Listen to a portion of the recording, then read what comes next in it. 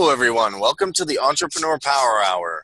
Today we have Francis Richardson, Bill Maybauer, Ron Lester, and of course my brother and co-host Chris Peters. Today we want to talk about the exciting aspect of when you get people excited about what you're doing and they come to that hangout, they come to that webinar, they come to that live meeting, they come to hear you speak. How do you conduct a meeting so they not only feel empowered, but they want to come back again or they want to be part of your opportunity? So I'll take like the idea in role play here that, I invited, 100 people to the Entrepreneur Power Hour, and I want to inspire them to feel good and get on the show and get on Zoom. And what I would do personally is as many people as I could, or as many people as possible as me and Chris could do, talk them on a personal level and really get to know them. I think that would separate that from the rest of the people just doing impersonal webinars or speaking and then leaving. But I want to hear what you guys have to say, so I'll just kick the ball out there. Well, I think when we started this show, we didn't have a very good idea of how we were going to present it. And then we started having different people on the show that were interested in what we were doing. And we got ideas from them on how to build our audience, how to build our, how to get our message out there more, how to have it look more professional, how to have people on here from all walks of life. And I think that really blossomed from our interest in other entrepreneurs and learning their methods, especially Josh Bendowski and a couple of other people we've had on here that are pretty big names in the entrepreneurial world. And when Josh suggested we get backdrops, that was like really huge, and suggested that I start dressing up. So I think you just acquire skills along the way to better present yourself and what you're offering for people. And that's kind of where we're going as well. So we're in the middle of the journey right now with everybody that comes on here. They bring their ideas, they bring their brilliance, they bring their inspiration, and everyone contributes. And that's the beauty of a mastermind. And I think when you're doing a presentation, I think it's important to have people that you've already worked with before on there with you to make it easier. If it's your first go, you may not be good at video editing. You may not be so good with PowerPoint or, even doing a slide presentation. If you've got other people there with you that are good at those things and have those skills, it's going to make it a lot easier. Yeah, and something else, there are several different, really, when you're going to do a presentation or a webinar, it's really important to know what your topic is. What kind of theme, what type of presentation are you going for? Because that's going to dictate how you're going to want to set up your webinar, your hangout, whatever. Because, for example, if you are doing a presentation over a product or service, you're not going to want people, so you're going to have something you're going to be able to have control and tune people out until the presentation's over, then open that up and accept questions or whatnot after that. So that's something that's really important when you're coming up with a webinar or a presentation, just to know what the purpose is. What are you setting it up for? Yeah, I usually write like major points like point 1, point 2, point 3. I don't get super crazy with notes. That's one thing I think. People sometimes they get so much into note cards and they're looking down or they're stumbling across words. I have major points I want to get across. Like, let's say I got 50 people in. They're like, what is pay me what I'm worth about? And then the first point I'd hit on is my story. The second point, I talk about balance a little bit. And then the third point, I would talk about my experiences in class afterwards and what I learned, and then show them that they can learn this too. So you could say that's kind of a fourth point within the third point. And interestingly enough, I would just kind of work it different ways each time, but I make sure I hit on these three major points so that when they're asking, well, what is the power hour? What is pay me what I'm worth? And there might be some people who don't really have time to know what you're doing. They don't have much time. They're like, I want to know what it is. Why is it going to benefit me? How's it going to benefit me? And I think that's a really useful skill to have if you sit down with like someone who's a big businessman or someone who's real red or someone who could really be influential to whatever you're doing. Like Fran, let's say 30 or 20 people said we'll get on a webinar or hangout, and we're interested in all-in-one profits, but we don't know what it's about, what would you do? What would you come up with? Yeah, for example, I've been using Hangouts recently to conduct actual business presentations. And with the company I'm with, they got an application set up to where it's set up to where everything is conversational when I'm with the business owner.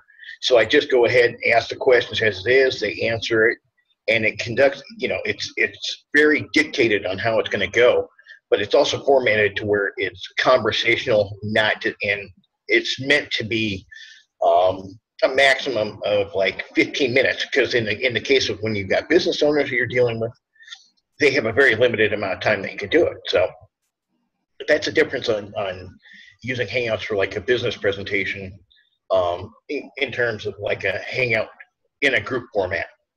Yeah, it's a little bit different because people ask, like, why do I need GoToWebinar? Why do I need webinar software? It's a little bit different. To me, it's somebody comes to a webinar specifically because you're kind of running ads, or you're trying to get something you want to teach, and you have the ability to mute and unmute them, or mute the whole audience, as opposed to hear 100 people are talking, and you teach, you open it up for questions, and they're both effective. I think this is effective as teaching, we all teach other, and that one is if you have a specific specialization or a program or something, or a product or a service you want people to all buy, that's really effective.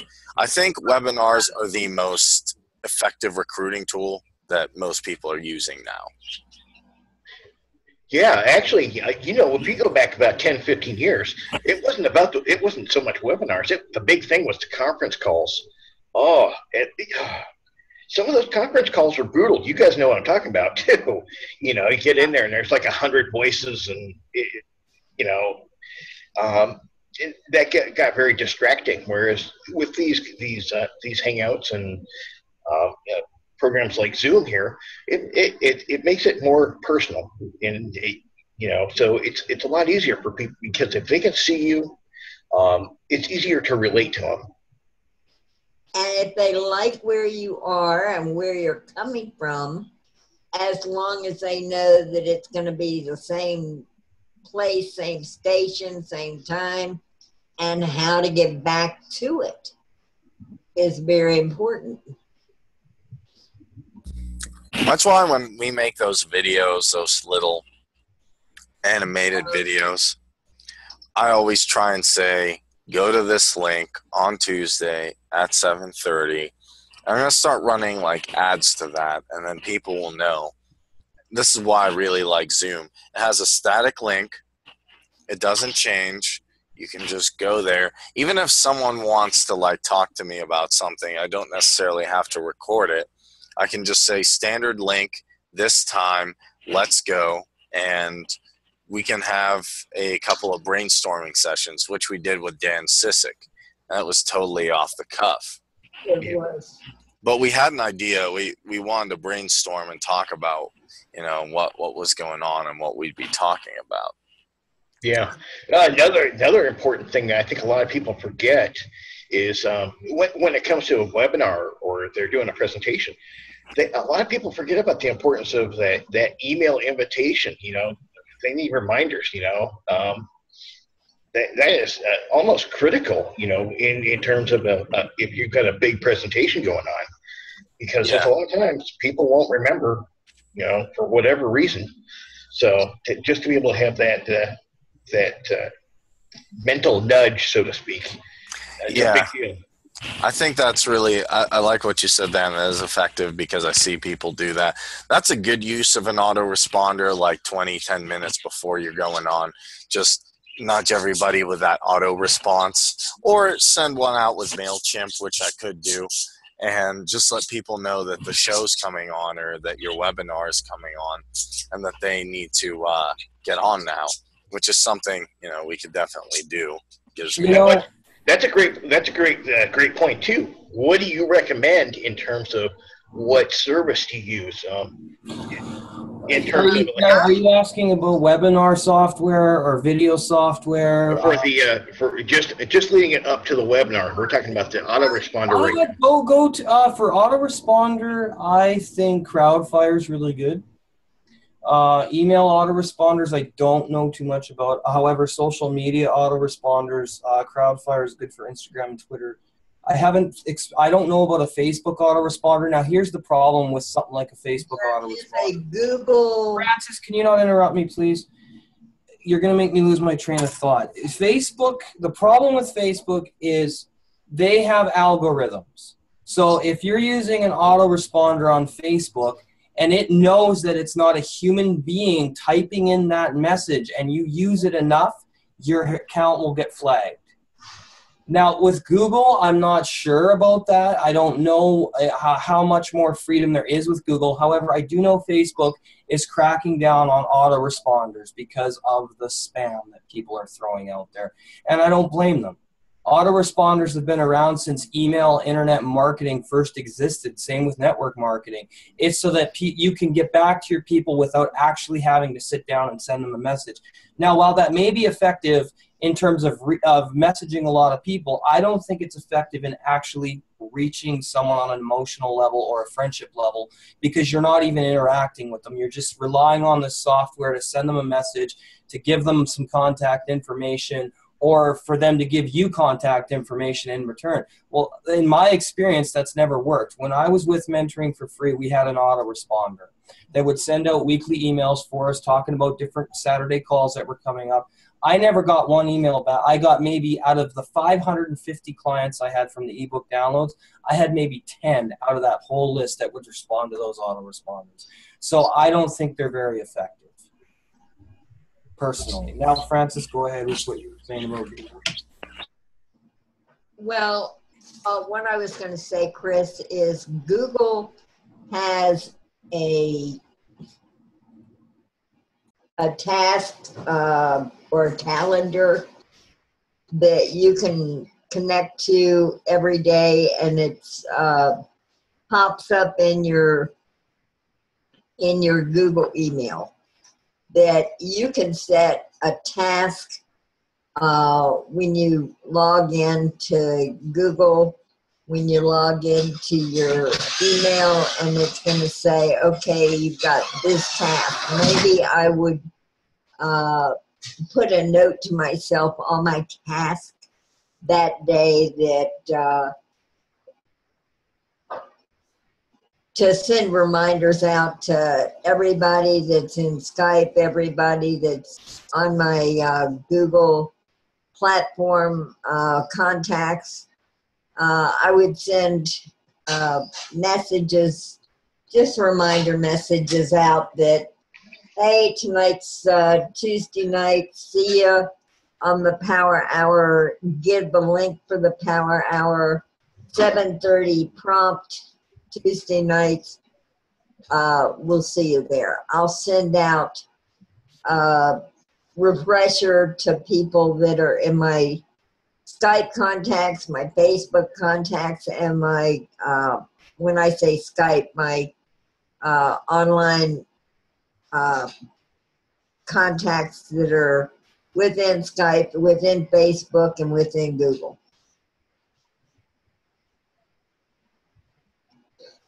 I think autoresponders, I'm going to take a different approach. I think it's used very sparsely. I'm not against it. Like Mentoring for Free was constantly barrage. And it's a good, it's not a terrible technology, but you can, and like anything, you can overuse it. You could overuse Zoom. You could overuse any technology to an extreme where people don't want anything to do with it or anything to do with you. And what I suggest with an autoresponder is use it very sparsely, maybe once or twice a week, and just to do one thing, just to get the message out there, then send a reminder message. Like I send one autoresponder message a week, and I do type up the MailChimp one and I send that. I have a custom template made, and I can also send one maybe 20 minutes before the show. Hey guys, we're probably going to start doing that. We're getting on, everybody get on tonight. Here's what we're talking about. And also, I don't think it's bad if you have products, and after someone purchases the product, you send them an autoresponder message. Now, other than that, it can get out of control where just autoresponder, autoresponder, autoresponder, autoresponder, and then there are people sitting there thinking, well, this is annoying. does he want to interact with me, or is it just a machine? And ultimately, it has to be, at some level, you have to get on there and type a physical email, I think. I was just, the only reason I brought that up is, let's, while we're on the topic of webinars and just what you want to use to get things situated, I thought it'd be a good idea. Bring up several different options for people. That way, to give them ideas what would be a good, something that works for you. And yeah, because if someone came to me, hi Ron Tarleton, how you doing? We're discussing how to create effective presentations, and we were talking about the use of autoresponders. But if someone came to me and said, Kareem, I have a presentation that specifically I want to teach something, I'd say do a webinar software. If they said, well, we want to do a hangout and I want to discuss something, I want to discuss marketing, then I'd say do like a Zoom hangout, do a Google hangout. And it all comes down, in my opinion, to what material do you have and how do you want to present it. And I'd say if it's a very personable topic, forget the internet, call people up or do it in person. So get like a meetup thing or get a conference going. So it really depends. I think they're all effective, but it's how you use it's. The technology isn't inherently good or bad. It's how you use it. You can send some friendly autoresponder messages, like I said, to help someone know a meeting's coming up. But if you send 500 like the one program, it's terrible. I'd say no more than 2 a week. Yeah, I think you're absolutely right. It's when it comes to service or services that you're going to utilize, Hangouts absolutely. It's a more personal scenario. Whereas you got something like what's that Cisco, which is more, that's a business something. You know what I mean? It's software that's designed. That's just strictly for a business purpose.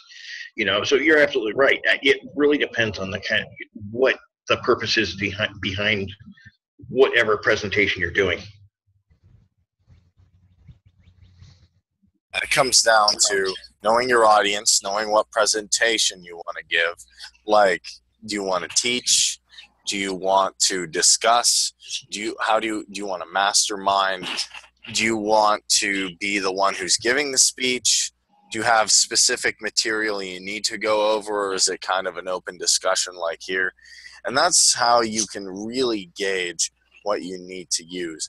And if it's very personal, I would say don't use any of those things. You have to meet with them in person or talk to them over Skype. Like if at all possible. Yeah, like if something happens, specifically, and I need to talk to Chris or I need to talk to Fran about something, I'm like, well, you don't really want to obviously do that on a webinar or hangout, and that should go without saying, but some people might not know, you can't always assume people know technology. That's a huge mistake I've made.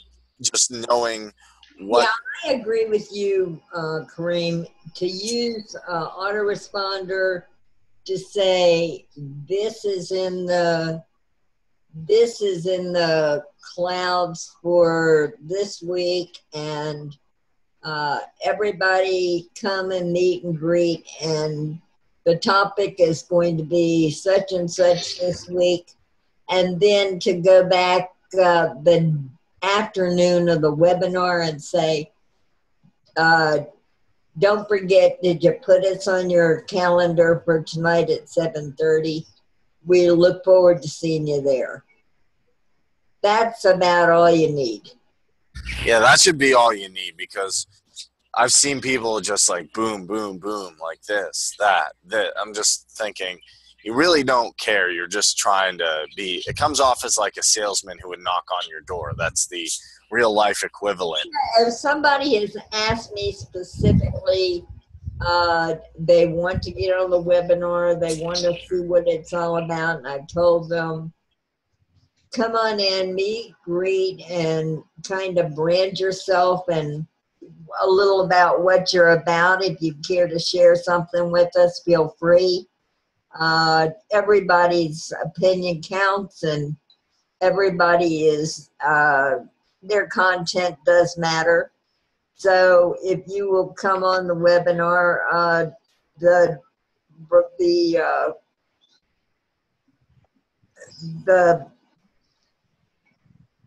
program, what are you and Chris? You're the co-anchor, anchor and co-anchor. Yeah. We're both the hosts. We just whoever says co-host or whatever. The hosts are going to make sure that your content is incorporated in that. And don't be intimidated by your length of time. Nope. Have to contribute is being as important as the veterans. See, and one thing that we have now, we're partnered with Planet Cameo. That's Rex Studios. They sent us an email. We qualified to be partnered with them. Kareem, Congratulations. I know. That's why I'm celebrating right now. I mean, that for us to get there in less than a year. Oh, wow. To have a major interest from a major like partnership program like Planet Cameo in less than a year, with only 2,000 or 2,200 subscriptions and over 100,000 views, we've already got the interest of something like that. We've got the 100,000 views, and we do. April, and I know. We need to reach 25,000 subscriptions by the end of this year, and I'll be happier than a pig rolling in mud. Let me tell you. I am too. That was my goal to get to. Well, you've all been contributors. See, this is our show. It's not me and Kareem. This is our show, and that's the thing. When we get big enough, we want to get everybody's stuff up there. Whatever everyone's doing, we want to incorporate that into our business plan and be able to help everybody get paid for what they're doing. So that's what we're doing. That's what Kareem and I are putting together with the membership site and everything. We got to actually brainstorm on that some more, Kareem, what we're going to be offering people and stuff like that. And just everything that we're doing. I mean, Kareem's taught me this incredible video editing software, which I think bobbleheads. Yeah, I know you want bobbleheads. Where is Cedric? Well, he'll start coming on. I mean, but for us to get there in less than a year, Kareem. No, that's pretty good. On that one. That's just crazy, man. Like, we never got that far with mentoring for free. No.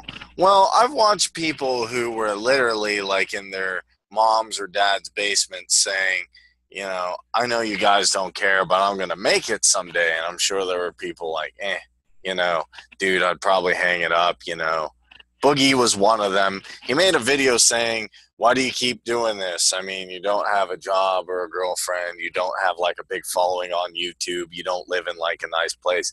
Why don't you just hang it up? He's like, I don't care. I'm going to keep making videos. And I think that's the exact right attitude. I think the majority of people will say, well, it's just not working out. I don't have the views I want. It's a lot of time. Nobody's watching, make a list of excuses. But if you just keep going and just keep like making these little meetings, I think one of the biggest things about conducting a successful meeting is if you're doing them consistently, you keep consistency. I mean, if you miss a show here or there, it's not the end of life. But as long as you're pretty consistent on a time, a place, people know where it's at, people know that you're going to give good content, people will tune in. I mean, that's why people tune into radio stations. That's why people tune into TV shows. That's why people will watch consistently YouTube content. And now that we have videos that look really good, I know how, doing whiteboard videos, advertising stuff out there. I actually found something else that I can put our videos on. You'd really like this, Francis. It might even get. What is it, Kareem? It is. I don't know if I want to go into it here, but I guess. Why not? We're talking about presentations. It'll fit right in. Okay, since I'm a tech guy, you can say I'm not saying. For one, I'm just going to make this disclaimer. I'm not going to say Bitcoin will be or will not be around. I was watching an interview yesterday. There's this guy who has a website called Watch My Bit. And I'm like, what the heck is this? So what it is, and I'm going to share my screen here just real quickly. Now, you can judge and say, like, is this a big thing or is this not? I think it's an interesting idea. What it is it's a video site. It's similar to YouTube where people can put their stuff on. And then if I click on a video, I'm like, oh, I want to watch this video. I don't know what it is. It's Bitcoin users in a nutshell. You can send 10 cents to someone and they watch the video. Now, if you get like a Bitcoin wallet, which is cool, you can get that 10 cents sent to you. And if, let's say, 100 people or, 20 people watch your video, you made a couple of dollars. If 100,000 people watch you, you would make quite a bit. And unlike YouTube, they're saying they send stuff even before you get to $100. So I think that's an interesting concept. That is interesting, actually. I don't have Bitcoin, though, so. I mean, that's worth pursuing. That is very, very much worth pursuing. It is? Yeah, I like it a lot.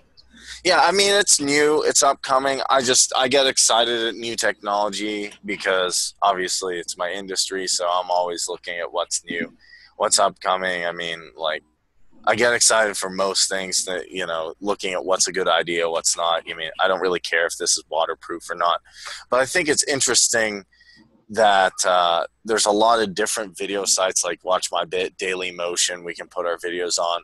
We can put them on Vimeo, if I'm pronouncing that right. Yeah. And then I think there's Blimp Cafe. There's a bunch of other video sites we can expand to, and then we can all link it back to YouTube. And what that does is basically creates a train. And now when we're getting 100,000 views, we could get up to 1 million or 20,000 subs. Yeah, video backlinks. Yeah. Yeah, and that's something I'm definitely going to make an effort to start really pounding on this. You need to teach me how to do all. I mean, you need to show me how to do all that, and then that way I can go into our broadcasts and work on that too. If I can learn it, Chris, anybody can learn it. Kareem taught me this new video software, Vigio. Kareem taught me that in less than 2 hours. I am so technically challenged. No, Francis, you're not. You're just not used to some of the new shit that's coming out. Oops. Oh, sugar. Oh, well. I used to think video because I looked at like Josh's videos and my friends' videos. I'm like, oh, this is so complicated and this is ridiculous. And I'm so I'm not good with a camera. I can't record myself half the time. It's shaky. I'm like, I can't do this. But I said, well, I'll I got the software. And I'm like, well, I gotta pop off a minute. I'll be back in just a few. That's fine. Oops, sorry about that, guys. It's not a big deal. But yeah, it really comes down to. I looked at the software. It's all good. I looked at the software, and I'm like, well, I can do this. You just have to get in your instead of it's impossible. And I'm sure Soul would say this. Half of the time we're like, oh, I'm not inclined. I'm not good enough to teach this course. I'm not good enough to give a speech. I'm not good enough to, you can fill in the blank with anything. I mean, and obviously be realistic. I'm not saying like I can join the NBA tomorrow or I can like be a power lifter of like 700 pounds. But, you know, creating a simple video with Video or Video FX or anything, or creating a basic meeting, editing some video software, yeah, that is not out of anybody's range to do. No, it's not. It's really, I mean, and there's some people that are like, oh, Kareem, you know, it's because your computer. I mean, like, that has nothing to do with a degree. It had down with me having an interest, saying video marketing's big. I want to make better presentations for people that get them to my actual presentations. What would do that? Okay, well, I need some good video software, but I don't know how to use it. So I sat there for like 2-3 hours and figured it out. And it's not hard. I mean, I made the trailer real quick today, if anyone has seen it. Yeah, I did. Well, I shared it and watched it. It was good. So, yeah, it just comes down to that, guys. It's not making a good presentation isn't difficult. This is coming from someone who had trouble. You know what? I would say it takes creativity. That's about all it takes. It takes knowing what you're going to talk about, presenting it in a way that nobody else is. That's what I'd really say if it comes down to it. That's what I tell people in speech evaluations or people who are doing don't say something everybody else is saying and do it the same way. What is different about what you're going to do, but what's the same that you can still get good knowledge? That's actually how I break it down. Like, if I was going to present how do I play guitar, you know, there's millions of people teaching guitar, so I'd probably do something different, like not just tabs, but I would talk about what the song means to me before playing it. I would play some parts of it, and then I would actually break it down with tabs. And most people are just, you know, teaching you how to play the song, but I think it's also interesting to go over some of the lyrics too. So it's the same information, but I'm presenting it differently. I'm like, well, this Hatebreed song means this to me, or this song by Billy Joel means this to me, and here's why. And here's some of the subtle things I didn't know about it. And here's how you play it. It's the same information as someone teaching you how to play it, but it's creative. So that's what I say. Yep.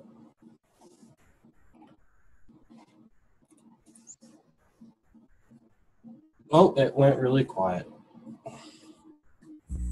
People are just wrong to speak up. Ron! What do you think, Ron? One of those Rons could speak up. Tarleton, we can't see you anymore. Well, you know, I found that interesting. You were talking about music, Kareem. Yeah. Ron, we can barely hear you. Clean out your ears. No, your microphone on your phone, you need to hold it up to your head, I think. I can hear you all right. What were you saying, Ron? Talking about music. Okay. Yeah. No, I was just... Music to me is emotion. Yes. You truly have a love for it, you're going to put more into it. That's right. That's right. Yeah, that's what I was saying, is creating a unique presentation is not just to teach someone the song, but tell them why this song means something to you. Then they can have an emotional, like, oh, this song came on when I had this event that happened in my life, and I just lost my job, and I just lost this, and I was really downtrodden. Here's the lyrics that really mean a lot to me, and here's how they can mean a lot to you. And then talk about that for a while, create that emotional connection, then show them how to play a song. Hey, all of a sudden you're differentiating from everybody else who's just like, here's the tuning, didn't it hit these notes? All right, have fun, guys. There's a million people doing that, and they're doing it well. I'm not undercutting Marty Schwartz or anyone. I still watch them. I just had the idea. If I would present something, like take your jerky, Ron. There's other people who are definitely out there selling jerky. I know, because I say how. And my question is, like, on this program tonight, how would you, if like you got 10, 20 people who are like, you know, Ron, heard about your jerky. What's this all about? Why should I get it from you, or why should I be interested? How would you sit there and talk to them or present it? Now you put me on the spot. A little bit, yeah. If you want, I'll take you off the spot, but I know you had a lot of success with it, so I'm just asking, what is it about Ron Tarleton that? My success is going, you know what fun, I'm back in the VFW and I'm going strictly charity with it. Mm-hmm. Well, thank that's good, Ron. Wow, cool, man. How long you been doing that? Oh, I've been in jerky, well, for almost 2 years now in jerky. Yeah, but the VFW, how long you been involved, helping them out? About 2 years ago. Yeah. Okay. But what I like about that approach, Ron, is there's probably a lot of people out there at like flea markets and stuff and like bars like maybe you were doing before who are just like, here's jerky. You want to buy some? It tastes good as like vitamin B and, it won't break your teeth or whatever, eat jerky, not Slim Jim. And I'm sure they had some success. But you took a whole different route that nobody really thought of, at least I don't think anybody else thought of this before, and said, I'm going to go on a radio station. I'm going to talk about it to a charity. Ah, interesting. It's all about just doing something doing something different. It's the same product, but it's the whole fact that you came up with something new. No, it's not the same product. I don't sell cardboard. I sell good beef jerky. Mm-hmm.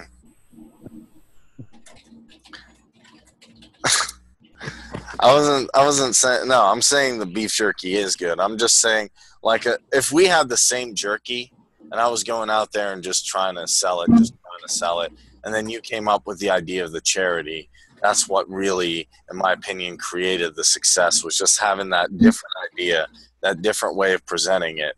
That I'm not just going to be someone who's trying to sell stuff. I have a great product that can help this group of people. Well, I tell you what, I get a lot of compliments from them boys, which makes my heart good, but I am a vet. Right. Yeah, we know, man. Yep. Yeah, that's good. That's definitely good. Yeah, man. And here's the thing that I wish more communities and more people would get behind is the United States veteran program. Because I've never been to war. I've never been in the military. But I can only imagine what it's like to go through Vietnam or, some kind of crazy experience like that. And there's not enough help for shell-shocked soldiers when they come back from wherever. And in Canada, there's a good program for it. But I don't know much about the United States. Is that what the VFW is based on, Ron? Yeah, it's Veterans of Foreign War. Hey, what? It's Veterans of Foreign War. Veterans of Foreign War, yeah. Okay. Veterans of Foreign War, okay. And that's something you've been a part of most of your life, correct? Yeah, and I told Kareem already, I got all excited about it and still am. I did hit the national level where it's being carried throughout the United States now. That's really cool. Mm-hmm.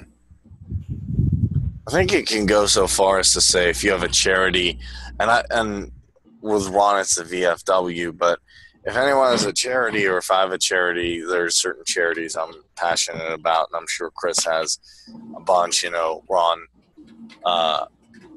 Yeah, actually, I gave $75 to the Humane Society yesterday. Mm-hmm. Like it's with animals or something.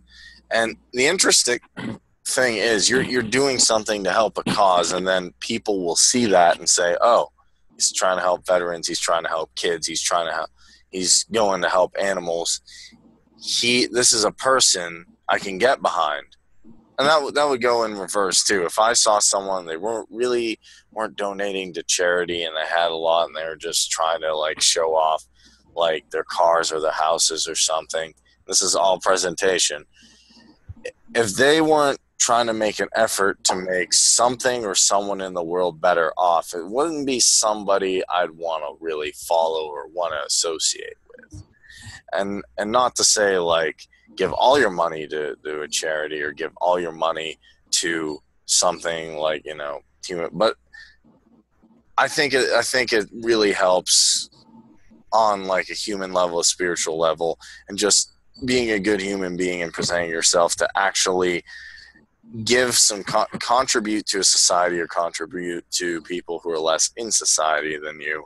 And that will really show you as not only someone who gives good presentations, but someone who can lead people and someone who has a genuine interest in making people around them better. Also, what happened to Ron Lester? I don't know. Ron, are you there?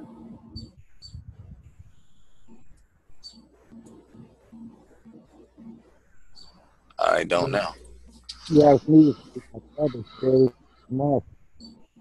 Yeah. Ron Lester. Ron Lester fell off. He went to go give presentations. He was so inspired. He's like, I'm going to do a webinar about this webinar. Cool.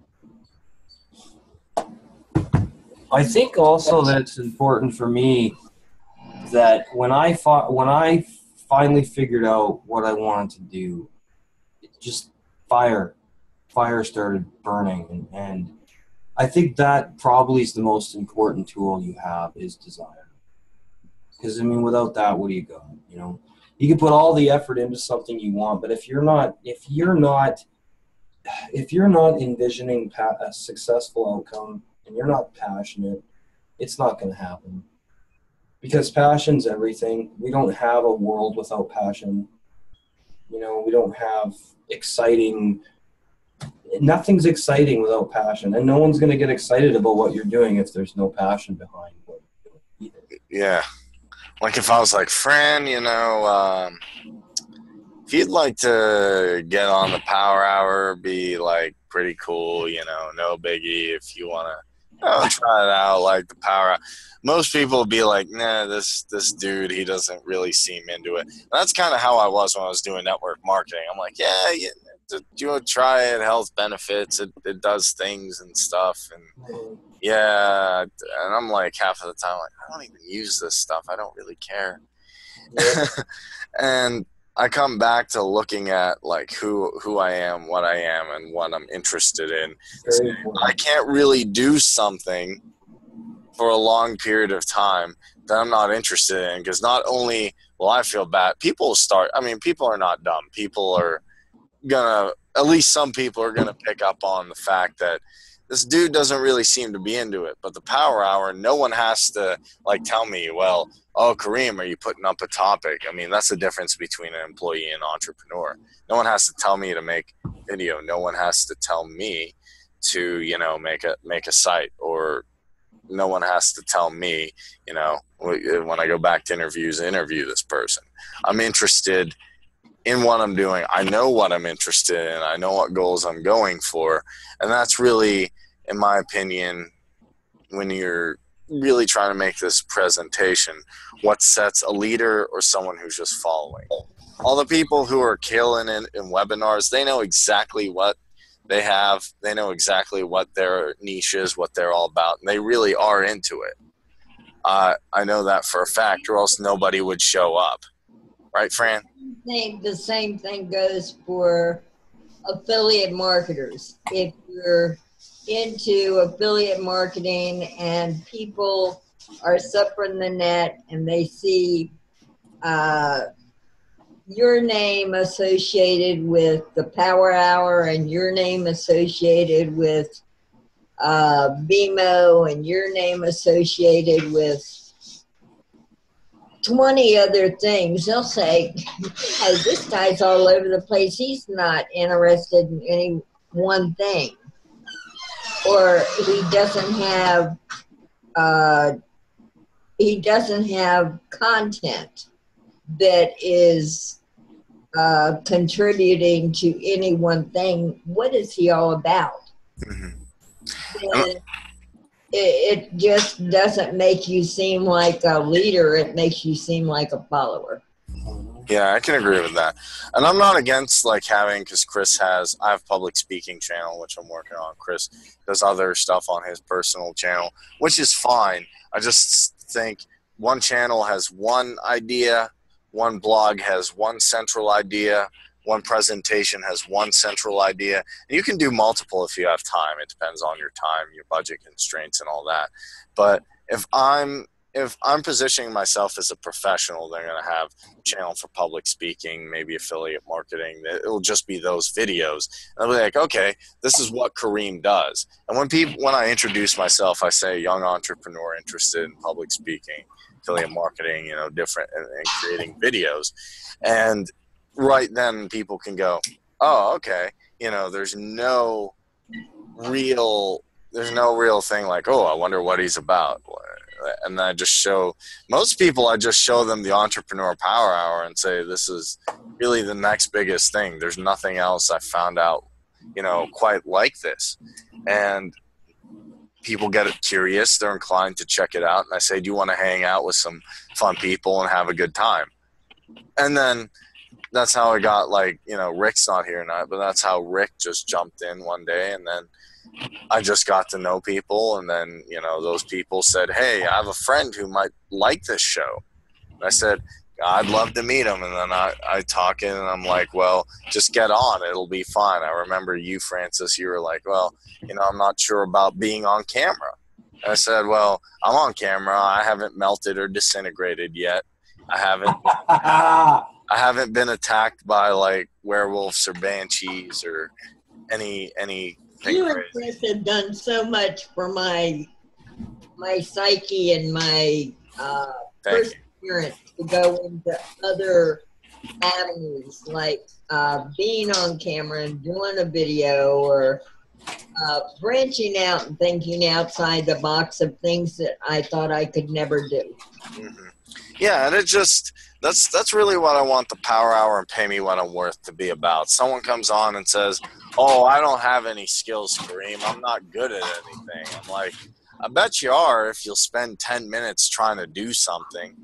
And really, it is a skill to be on camera. I've learned that. But really, I believe just about anyone can do it. I'm not doing anything amazing here that anyone can't do. I'm not doing CrossFit Murph. I'm sitting here and I'm in front of a camera. I'm talking to a camera through a headset. And it's the simplest you need to say that again. What we are doing is amazing, but what we are doing is something everyone can do. Yeah, which is what I mean. Something that nobody else I've seen pick up on or do for themselves. Yeah. The Power Hour is unique in its own way, but just getting on a camera, there's a lot of people who are telling me that I can't get on camera, and then they're giving me all these excuses, which, I don't know, because some of them are over the internet, but I'll bet you 9 out of 10 or 10 out of 10, if they turn their camera on or their phone on and just made a video, someone would be interested. Imagine that. And I used to think the same thing. I'm like, oh, YouTube's kind of narcissistic. No one's going to want to see me play video games. No one's going to want to see me do YouTube videos and put them. I don't think anybody would watch it, really. And this is back in 2006, 2007. I'm like, nah, I don't think this thing will work out. Plus, even if they did watch it, I doubt I'd become, I'd get any real recognition. They probably just check it out for 5-10 minutes. And I wish if I could go, draw the clock back, I would have started making videos. I'm like, hey, they created YouTube. Let's make videos. Yeah, it's amazing. When you look back, that hindsight should be 20/20. If you knew then what you know now, you would have done it a lot sooner. Yeah, well, hindsight, it's kind of hard for hindsight to be 20/20 because you never know what the next big you'll thing. learn in the future. but you learn in the future. But I know but it doesn't matter, even though I didn't start, a specific time, because me and Chris started, and we're not going to stop. And then there's people on YouTube popping up every day. There's things on YouTube going every day. And I don't know all the details and how, but I don't need to know all the details. Thanks to Soul Dancer, it'll just work itself. And one day I'll be thinking like, wow, we started something in our basically bedroom, and it's the crops. It seeks its own height. It seeks its own density. So cream rises to the top. You're going to get there. Yep. See, and the thing is, I don't know. I've been looking all over, and I've never found anything like what we're doing.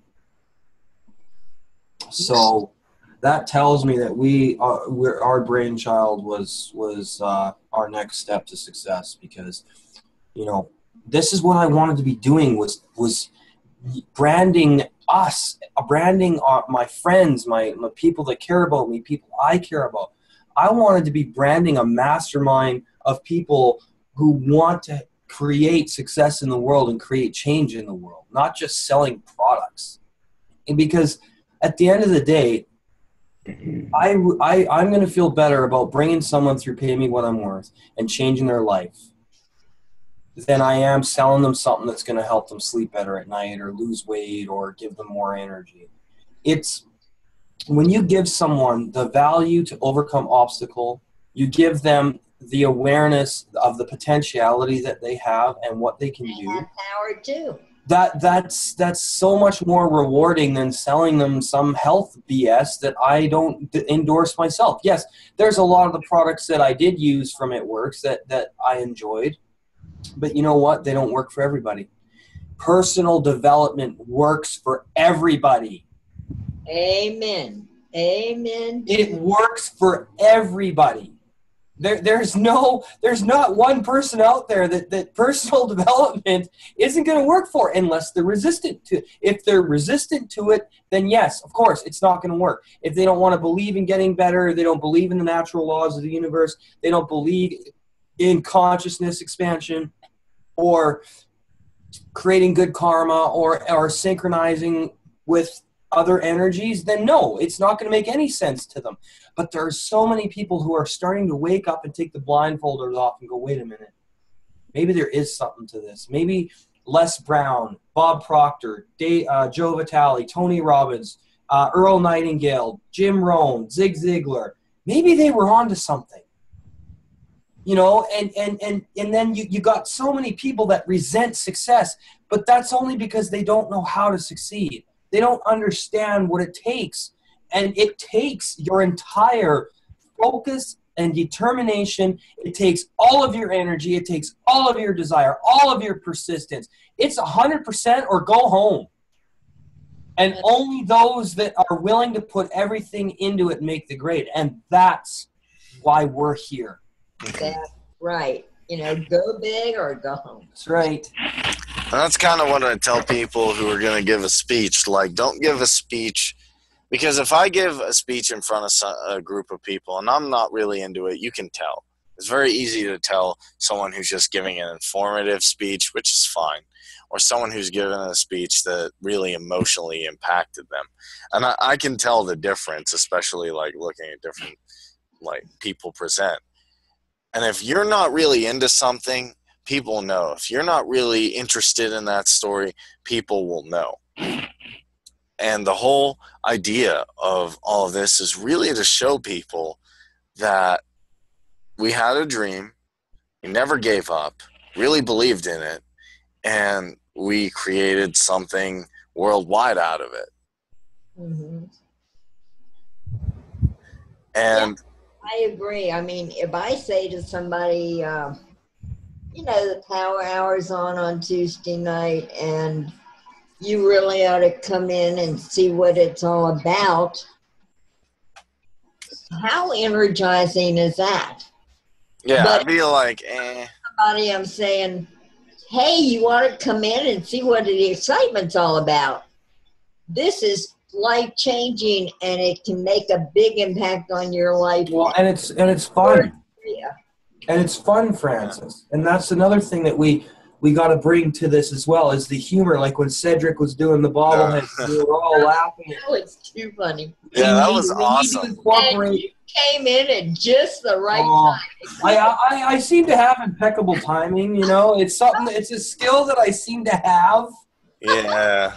It couldn't have been scripted better. Oh, that's awesome. I'm so happy I made you guys laugh. I remember I was late for a meeting one day, and then someone was making fun of me because I was supposed to do table topics, and they're like, Kareem, who isn't here? And I open up the door, and I'm like, hey. But yeah, I mean, Fran, you can be like, check it out. I was scared of the camera for no good reason, and now I'm on the camera. They're like, Fran, how'd you do that? How'd you overcome? Ago, I would have never believed it. I would have laughed in your face. And then you'd be like that Uncle Sam, like, I want you on the Power Hour. Got rid of my camera fear, which is interesting because there's probably some dude like, it's on.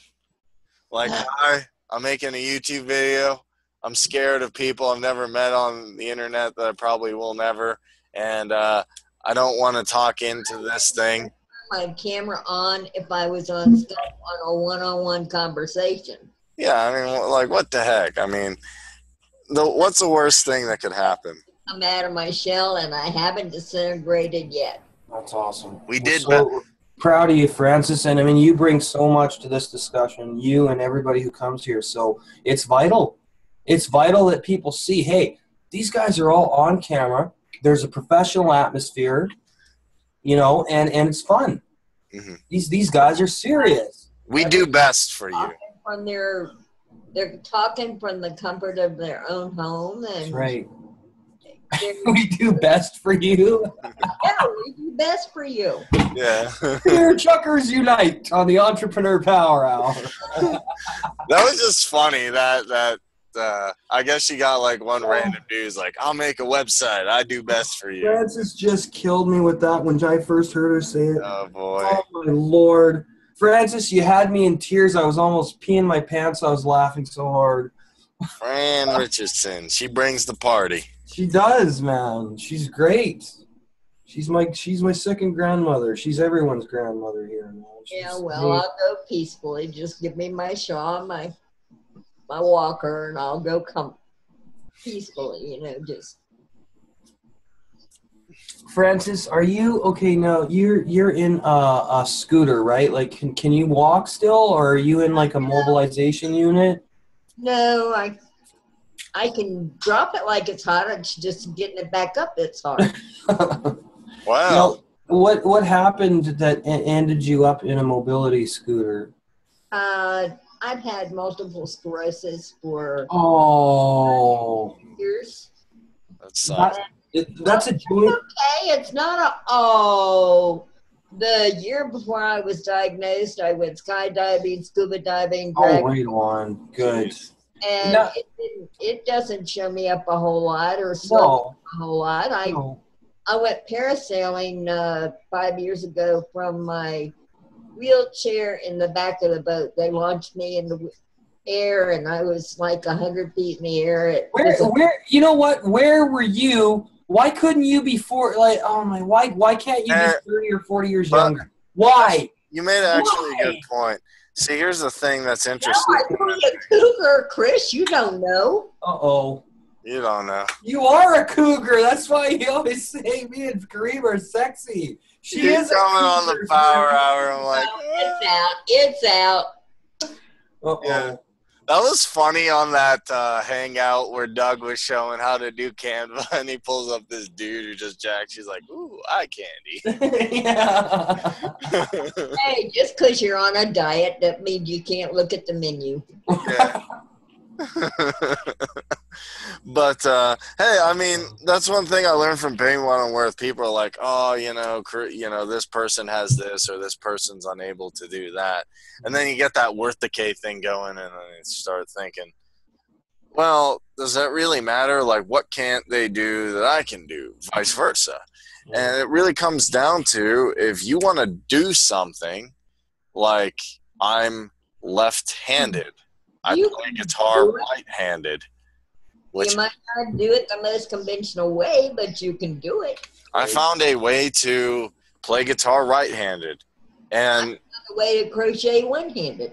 Oh, wow. geez, we should do a topic on that. Yes, we should. That'd be Francis, cool. present some of your crocheting stuff on here. Like, hell yeah. That's a life skill. I do needlepoint, but it's a matter of peeling a potato with one hand. I can do that too. I mean, and honestly, talking about presentations, that's some of the most interesting stuff. It's the way to really get people interested. Just show like you have multiple talents and you have multiple things you're interested in. Obviously within the realm of entrepreneurship, but I mean, hey, have fun with it.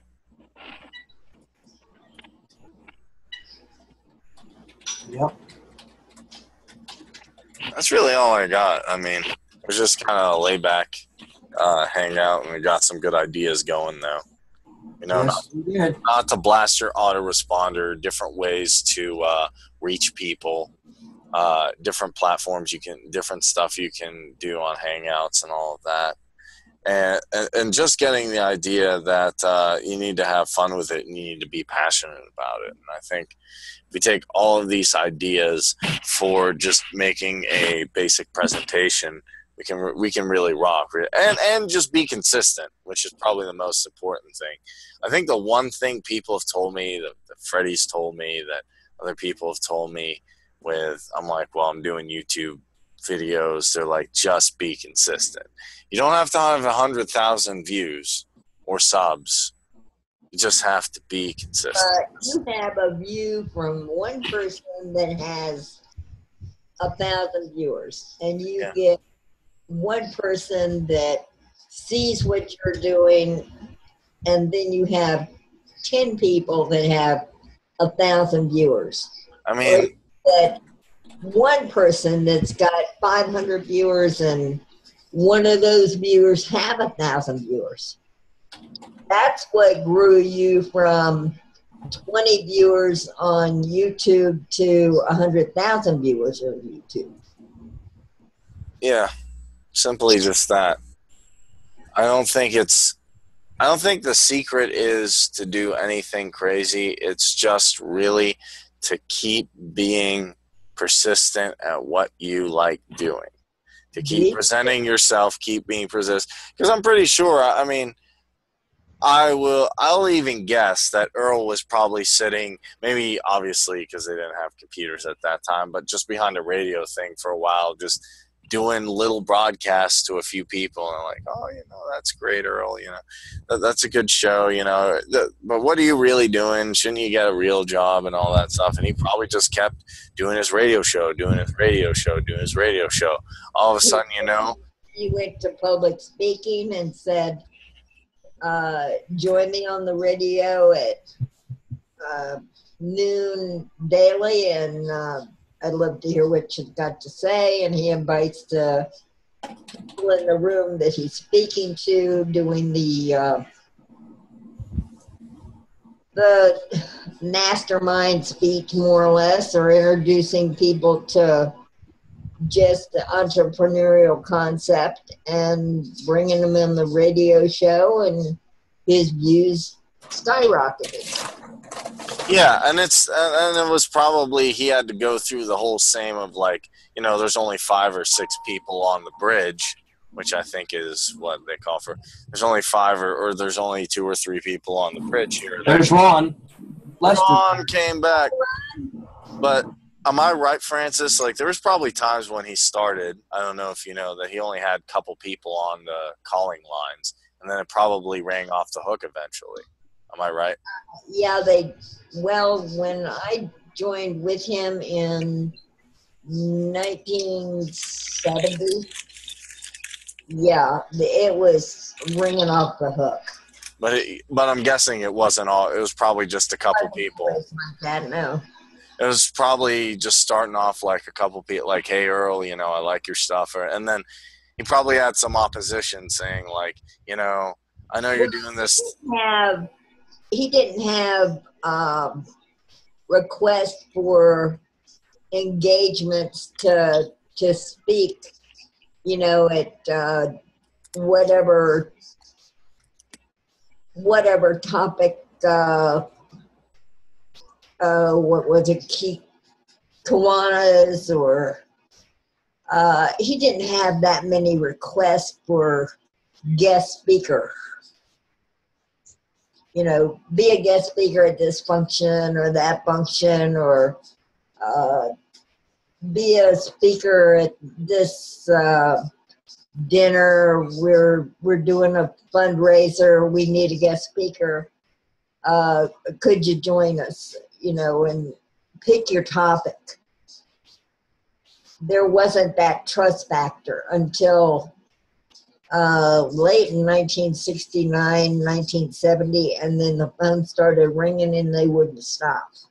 I mean, I bet you that'll happen with me and Chris. Like, eventually we'll get to a certain thing and someone will be like, hey, I nominated you for a TED Talk. What? Yeah. And then I have the skills I can teach him. I can teach somebody, because I'm going to start mentoring people for Toastmasters. We just do an awesome speech, because I know I can do a good speech. Get up there, do a good, and then all of a sudden, there's a million people, and there's people, oh, I saw your TED Talk. It was real good, blah, blah, blah. I have a friend who's a magician named Brian. I interviewed him a while back on our radio show, and he said, you know, it took him a while, but then he got a TED Talk, got 1 million people on it, because he told a real good story. And then all of a sudden, boom, you know, just off the hook, getting tons of gigs, getting tons of people invites. And I know the same can happen for us. We just, you know, we got Planet Cameo. Maybe TED Talks are next. TED Talks? Yeah. And we can, they're basically what they are is TED Talk is a channel of different people who are like doing cutting edge type like work, you know, stuff that is big in the technology field or the entrepreneurial field, or someone who's helping like kids out in impoverished places. So like the movers and the shakers, or people who are well known. If you go on the internet, them internets, and you go on YouTube and type in TED Talk, internets. Internets, yeah. Yeah, I mean, he's quoting a dude. Never mind. If you check us out on them internets, no, but it's literally called TED. Who's that, Biggie or? I don't remember. I've heard it before. There's just some dude who was making the joke, and he said them internets. But yeah, if you just hit up, it's ideas worth spreading. It's like anyone who has an idea. I mean, there's people like making robots on there, and people, I mean, Edward Snowden was on there. Dada was on there, that one monk guy, which is pretty awesome. We've had TED Talk people interviewed and on our show. So Yeah, we've done that a couple times. We need to get back to doing radio interviews too, and get our blog talk presence stronger, Kareem. Mm-hmm. But it's just one day I know me and Chris are going to get on TED Talks, and then that's going to be sick, yeah, man. especially when you learn to say Chris and I. Yeah, I mean, we can bring you on there and be like, we have our fellow grammar corrector, Fran, and she'll just be sitting there with a pen and paper. You use the double negative. You know how many skirts are going to be chasing me when I get on TED Talk? Hell yeah, let's do it! Hey, you might get some people who are fabulous, too, hitting you up. Just I don't saying. know what that means. Yes, Connie will be tickled now that I am back on Skype and I'm back connected to you, because she just came over the other day and asked, could I get on Skype with you? And I said, no, my Skype's down. But as soon as I get my Skype back up, I will bring you over and you can meet me. She wants to meet me? Yes. Oh, boy. Francis is playing matchmaker. Oh, my God. Hey, there you go. Consultant, dude. Hey, I don't see what you're talking about.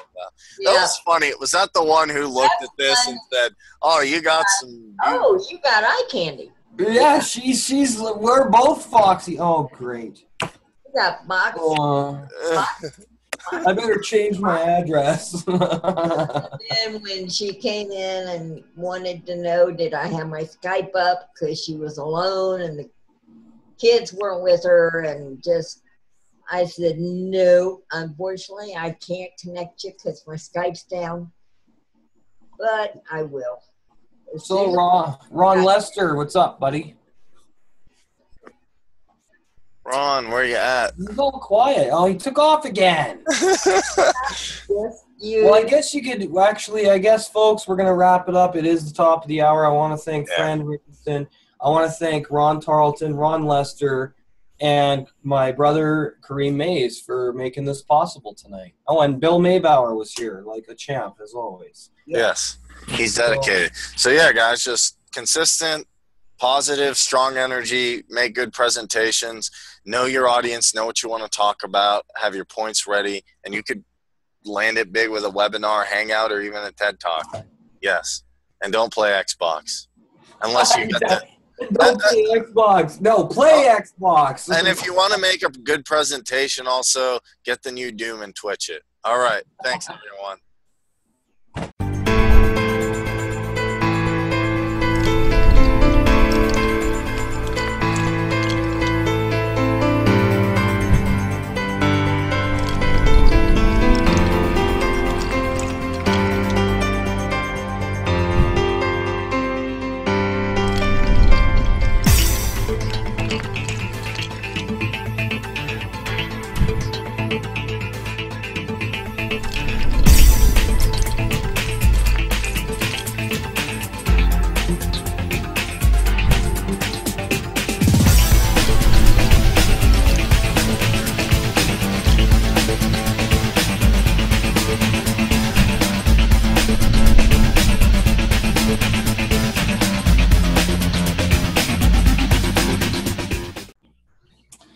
Good evening, everybody. Welcome once again to the Entrepreneur Power Hour. I am your host, Chris Peters, and my co-host, Kareem Mays, is here. Tonight, we've got Cedric Wilson, Francis Richardson, Julie Wolfe. We have Doug Doherty, Bill Maybauer, Catherine Clement, and some other person with a weird name that I don't recognize. Exactly. Okay, and who are you?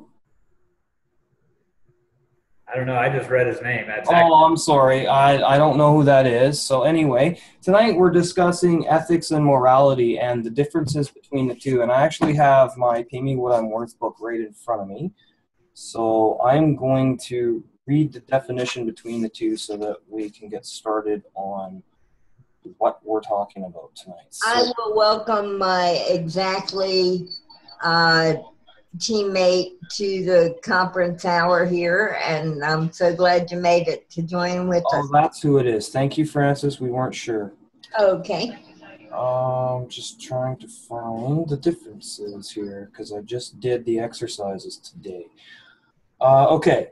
Which does a person value more? Now, I know for me, ethics and morals are basically, they're different. Ethics are a set of time-tested principles you create or agree to, abide by, to accomplish a specific result on a regular basis.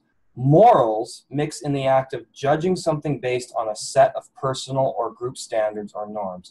So guys, how do you feel about ethics and morals, and in which ways do you become better at doing what you say, meaning what you say, and stuff like that? That's what we're talking about tonight. Anybody can kick us off. I don't care. I was just going to say, I think the most ethical thing that we're doing, especially, and this is proof of it, is showing up at 7:30. No matter how many people, no matter what happens, we show up, we put on some nice clothes, we have some backgrounds on, and we're always ready with a topic, here to help people and guide entrepreneurs. So that's being ethical. And to me, morals are really having heart-based intelligence, knowing that, okay, well, if I kick someone out who really wanted to be here, that's wrong. This is for all entrepreneurs, but we have guidelines. And like if someone comes on here and uses bad language or does something wrong, or if we say no political, and they start talking about that, then we tell them, like, look, there's boundaries. And as an entrepreneur, I think those are two quintessential factors. You have to do what you're going to say to the best of your ability. You know, if you get attacked by a bear like in The Revenant, that's fine. You can't make it, I understand. And, you know, different people haven't been able to show up. And just having a heart, just not looking at people like numbers and saying, what's really good for these people, what's right. And that's why me and Chris are doing that. But I'd like to hear your thoughts on how you've applied this and different ideas you have. Go ahead, guys. Floor is open to anybody. Well, I took a look at it, and a lot of places, a lot of the definitions say they're pretty much synonymous.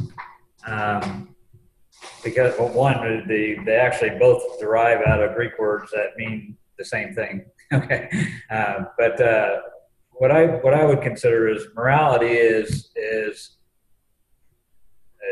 the way you feel about things or what you believe internally. I think ethics are how you externalize those internal beliefs with your actions. And it's more along the lines of behavioral. Good point. Because it's and which is really pertinent if you think about it in the way of you can usually judge somebody's morality by their behaviors. It's pretty hard consistently over long term to put out ethic or to put on a show of ethics when you don't have the morality backing it up. Good point, Doug. I like that. No, that makes perfect sense, because if I said 7:30 and then we show up at 9:30, people would be like, what's going on? Or if we show up and treat people bad, it wouldn't work. So in anybody, whether it's entrepreneurial, business, family, whatever, you know, your relationships, whatever kind, you have to externalize that behavior and make sure people know that you care. I think that's the most important aspect of all of this, is not being indifferent, at least making sure people know where you stand as an individual. I agree with all of you gentlemen. I think ethics holds a certain accountability factor, and the accountability factor would go hand in hand with morals. That if you don't have the morals, it kind of flows over and laps over into the ethics. But the ethics does have an accountability factor, that your word is your bond, and when you say it, you mean it, you're going to act upon it. And I also believe, and I know for a fact, that ethics build integrity. Because if you do what you say you're going to do, every time you say you're going to do it, you're going to gain trust of your followers, of your friends, your girlfriends, your boyfriends, you know, whoever's involved in your life. If you say you're going to, like, even something as simple as showing up for a lunch that somebody has scheduled with you. And I know once we get huge, we're going to be scheduling lunch and dinners all the time with clients. But so when those things start to happen, I think it's very important to practice these ground rules, as I like to say, quoting Soul's book here. Do what you say you're going to do. Show up when you say you're going to show up. And people will begin to trust you. If you make a commitment to someone and you say, hey, yeah, I'll help you with this, and you show up and you help them, they're going to be like, okay, this is pretty cool. I can trust this guy. It's only when we start to lie to people and we say we're going to do something, but we don't do it, or we half-assed make the commitment and we don't put all the effort into what we say we're going to do. That's why I think it's you have to be very careful what you say you're going to do. And I don't think people should try and do things that are beyond their capability for someone else, because that's unrealistic. So that's how I feel about ethics. And it's actually not even ethical to overstate what you know you can do. Correct, Doug. Absolutely. We have a new guest here as well. We have Carly, and I'd like to welcome you to the Entrepreneur Power Hour. And if you'd like to unmute and share your thoughts, you're more than welcome to do so. We have Catherine Clement here too. Would you like to chime in, Catherine? Well, I agree with everything you guys have said. That was a really good way to describe it, Doug. And, you know, they're both very subjective. It's completely based on where you're raised, who you're raised by, what your culture is, all of that. So, because one thing that would be unethical in one place would not be unethical in another, you know. So there's a lot of subjectivity to it. There's a lot of, I was a registered nurse for 20 years, and I worked in neonatal intensive care. So premature infants that would fit in my hand.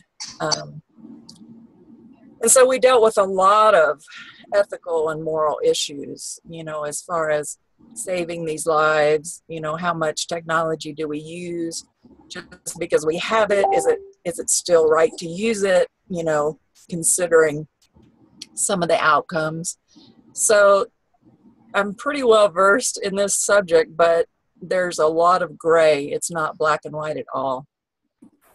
No, I agree with you, Catherine, 100%. I think that it's definitely going to depend on the person, what they consider to be ethical, or what they consider to be moral, and what they believe integrity is. So that's a very good point. Somebody else? Miss Julie Wolf, we haven't heard from you. Maybe she's busy. We haven't heard from Cedric. Yeah, Cedric, you want to get the bobbleheads out? Well, I think that basically morals are ethics are written and morals are unwritten. And it's basically it's I guess morals is more or less like how you're raised, you know, your thought process about something on, and how you come to conclusions about it. Ethics is a term that's, you know, defined by the group. So that's the reason why I say one is written and the other one's unwritten. And I do have my bobblehead here. It looks like Kareem with a beard. It does look like Kareem with a beard, doesn't it? Hey, you're the one with the goatee. This is when he rode the short bus. Awesome. Yeah, Cedric got a helmet because it's a special day. This is it. That's not ethical, man. But it is moral to have the on. So that's basically how I define it. Because morals in one area of the country can be different than from in another area of the country. Okay. And such as when I was born in California, and I'm 55, and when I was 8 years old, I moved to East Texas. So there was totally two different type of morals. When I here, things were integrated. You know, everybody went to school together. You went down there. You know, some people were still having to go to the you know, go to the back so that, you know, or use different restrooms and stuff like that. So morals are defined by geography, by culture. Ethics is defined by the group. So that's basically how I see it. Well, see, how I look at ethics individually myself, because it's words in action. When you say you're going to do something, it's words in action that I believe where ethics falls under. But I mean, like what you said, it's all subjective. I think that it is written and unwritten, which is very paradoxical. But like I said, if you're doing something and you keep doing that for other people, you help other people. You know, we're here, we're helping you guys. You guys are contributing. We're doing what we say we're going to do. Not everybody has a YouTube show that unites the world's entrepreneurs, right? So there's that subjectivity coming in again. But I think on the flip side of that, it's important to recognize that it's up to the person. If they want to have good relationships and they want to have people take them seriously, they have to do what they say they're going to do, because that's integrity and ethical. Does that make sense? Yeah. Right. Yeah. I didn't get that at first. I'm thinking like they're the same thing because that's how I was taught. Oh, ethics and morality. Well, they're the same thing, and I put it to bed and look in Webster's dictionary for reference. I really didn't get soul or like the teachings at first. I was like, aren't ethics and morals the same thing? And when I actually went through like the chapter again and again, I thought about it. Then I had a personal experience with that, and now I finally get it. So I'm going to actually share my screen here and show you one thing that like really made me kind of understand. Go You for it, guys bro. see my screen? We do now. Okay, I'm gonna zoom in here. So I was at work one day, just hanging out. I was expecting to actually get hired, not this to happen. So the absolute opposite happened. I get back afternoon from a Toastmasters, and I get told, "Hey, I know you're on a project. You did a good job." And essentially this, without getting into all the details and taking up so much of your time, the recruiting manager said, "Hi, Kareem, I attached your final timesheet. Like I said, your time spent in Confluence, you did a great job. When Confluence eliminates a spot on the project, I have to comply and relay that message accordingly. You didn't do anything wrong, so go forward, be proactive. Remember, next best thing. We'll stay in touch." So I'm going to stop sharing. The point I wanted to make there is somebody would say is that before I would say that's unethical, that, but I can understand where the ethics come in to say that person, since they work for that contract, that company works with the contracting company, she didn't have a choice. So she had to tell me, "I'm sorry, we have to let you go." But so that is ethical in the sense, but I really don't feel that she felt moral about it because she wasn't happy about it. I wasn't happy about it. So it comes down to sometimes you're going to have to do what you say, but you're really not going to feel good. And actually, another person who was in the class, if you know David Paul, he had a similar situation where he was on the other end of this and he had to let someone go. So it comes down to, like Catherine was saying, making really tough decisions. Like some people would say, why would you talk about this topic? Let's talk about how to get leads or blah, blah, blah. And I'm saying that's fine to learn that, but this is also an important aspect because things like this happen to everyone once in a while. You got to figure out how are you going to deal with it. You're right. It happens on both sides too. In fact, you just gave me, I was thinking earlier that one thing is I think you can have I don't think you can have ethics without morality, but you can have morality without ethics. Interesting. Maybe I'm reversing that. Let me think. Well, that sounds good to me. What I'm saying is, if you have morality, you know what's right and wrong. And I know Cedric was saying that it's learned, and it is a lot of times influenced by how you're raised and stuff like that. But we all have an inherent knowledge of right and wrong, I think, too. Correct. And the ethics change with your situation on how you're raised, and what basically is allowed without going against your morality. But a good example, you were just talking about it in a job situation. A good example is if you have like say a manager and an employee that aren't getting along very well. Okay. The employee does a great job, tries everything they can possibly do to do a good job, and they, for whatever reason, the manager doesn't like them, and of course is going to the boss complaining about the employee, even though the employee's really doing nothing wrong, and the boss, knowing the manager has this kind of a style, kind of abusive or abrasive, but keeps them on and fires the employee because the manager is a more value, somebody they don't want to have to replace. To me, that is going against ethics. I mean, that's unethical because, the manager, the owner knows good and well that it's the manager that is a problem for sometimes, but they keep them just because it's easier than finding somebody to replace them. They'll let somebody else suffer the consequence. See what I mean? Yes, I do.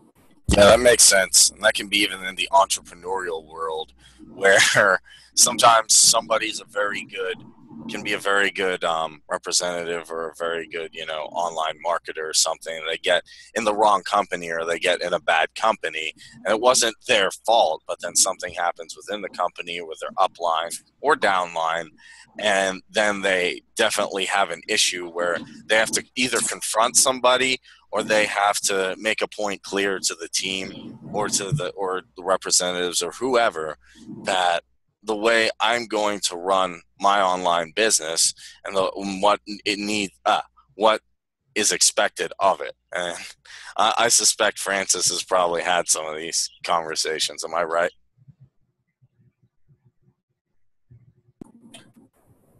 In the interest of the topic, I won't plead this. That's fine. Yeah, I won't stand up false pretenses and plead the fifth because, I've just recently had a situation where I've been recruited into a certain program, and I later came to find out that one of my contacts, whom we all know and will remain nameless, they got into the same opportunity under a different person. And in the past, I've tried to bend over backwards to help this associate, and I really felt betrayed. But I feel that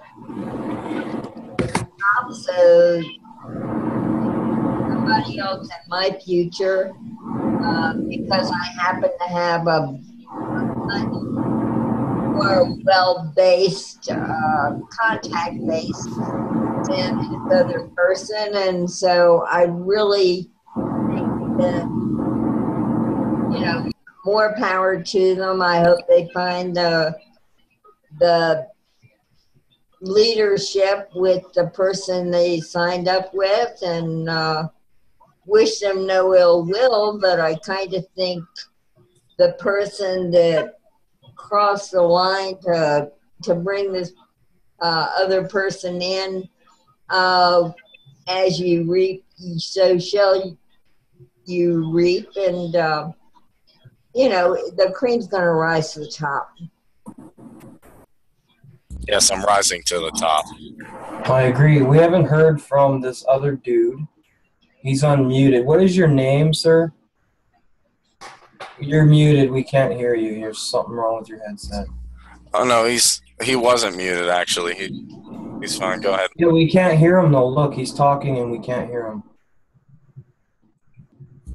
Okay, that's now. Can you hear me now? Yeah, yes. how's it going? What's your name, sir? Micah.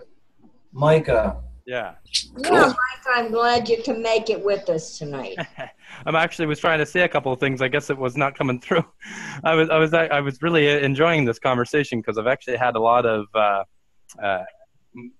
battles between morals and ethics, putting together what we're doing, our organization, our projects and things like that. You build trust with people, and you trust them, and you believe that they're going to come through with what they say they're going to do. And then all of a sudden a deal comes along and they go and run and take that deal. So for instance, it was morally wrong and ethically wrong in his eyes. He would see it as something ethically fine, right? Because he claims he's done all this work, he's put all this time, effort, and everything into the project, and now he's found a project and he's got money and he doesn't need us anymore, if that makes sense. So he just leaves us out in the cold, leaves us out to die on the side of the road, if that makes sense, right? Oh yeah. Yeah. As far as he's concerned, his ethics and morals are completely fine, did nothing wrong, kind of thing. Actually, you're in Pennsylvania too, aren't you? No, I'm in Canada. Oh, you're Canadian. Oh. Hey, so Hey. much. Hey. Hey. I knew you were matched up with either Chris or with Kareem and where you were located. Poor guy. Yeah. Hey, Catherine, thanks for coming, by the way. I Yes, really thank you, appreciate your Catherine. input. Yes, thank you. She has a call to do, which is important. So, Catherine, have a great night. Have a great call, and thanks for coming. Thank you for inviting me. Catherine. Very welcome. Thank you. I have to do my ethical thing and go do my call. So. Yes, go be Exactly. ethical. Yeah. Here, I've got a great question for you guys. All right. How based on this conversation we're having, Uh-oh.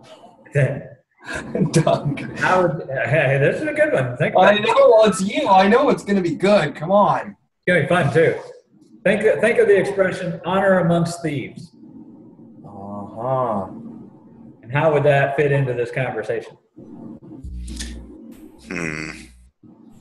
That's a tough one, dude. I don't think there is any honor among these. I think it's very cutthroat, and everybody seeks their own level, and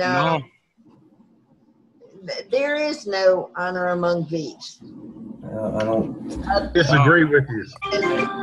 We'd have to disagree with you because there most definitely is. Yeah, honor amongst thieves. Guys, I can solve this problem. Hello, IRS. Do you have any honor there? Oh, yeah, you call the IRS. You have a guy named Honor? Okay, thank you. So you might as well forget that because there's certainly no honor in the IRS. That is true. But then again, they're a private corporation that is for profit, and yeah, anyway. No, I think honor among thieves, Robin Hood comes to mind where he stole from, I'm not trying to make a political, but when I remember Robin Hood as a kid, I remember him taking money back that people rightfully earned from, what is the name of the tax collector? I don't know, but he stole money. The Sheriff of Nottingham. Sheriff, thank you so much, Bill. Sheriff of Nottingham. Yes. That's who it was. So yeah, there's honor amongst thieves. He took taxes back from people who rightfully earned stuff and gave it back to people who earned it.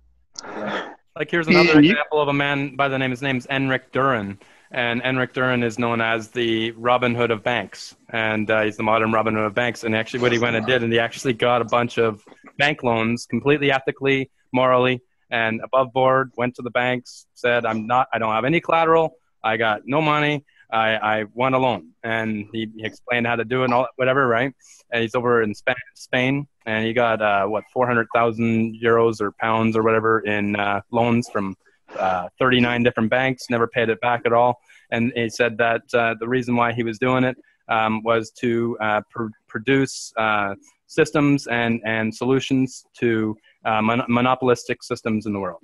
In other words, he believed that we needed to bring back cooperatives where we cooperate with people, we help people get what they need. We spend a lot less resources in the process on both sides. And in the end, I mean, we get you get my point. Of course. Well, Micah, do you consider that as ethical? Well, what were they doing? What are the banks doing? I'm not talking about what the banks are doing, what he did. Okay, well, no, I don't think it was ethical. No, I don't.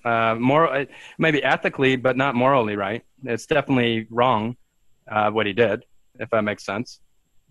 I would have to say ethically too. What about mobsters? Let's go back to the mobsters.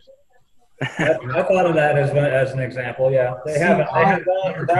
That's where I think there was a lot of honor, ethics, and morals, because they were not about running around pillaging and stealing from everybody. They wanted to create a better world for people, and they did what they had to do. Mobsters.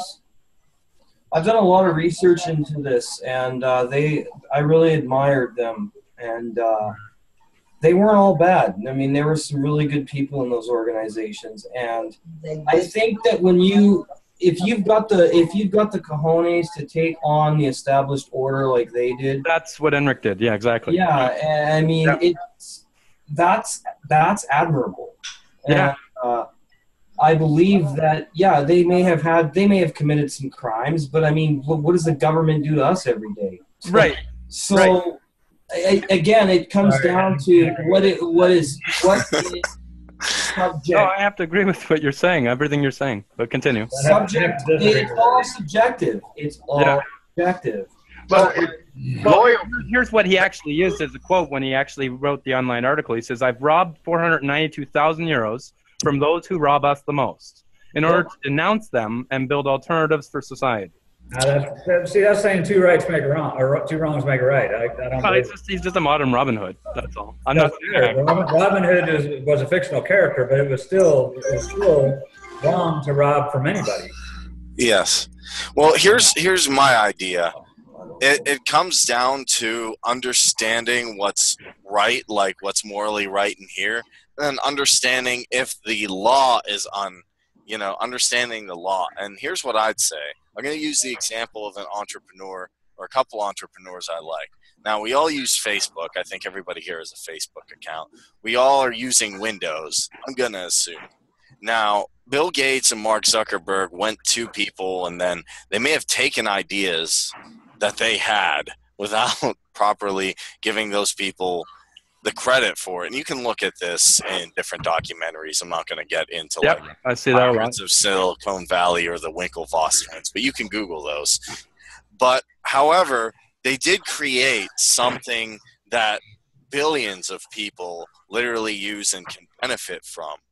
So I think it comes down to understanding what's right in here, what is your dream, understanding that sometimes if a law is immoral, sometimes you may need to be unethical, or you may need to find a way. Also, Steve Jobs, now that I think of it, and Wozniak sold blue boxes, which were illegal. Sometimes it's okay to be moral but unethical, in the sense that if you really have a dream, if you really have a way to get through to people, if you have this idea, sometimes you need to break some rules. I will say that. However, saying that I'm going to take a loan out to a private bank and not paying it back, I don't think is the best way.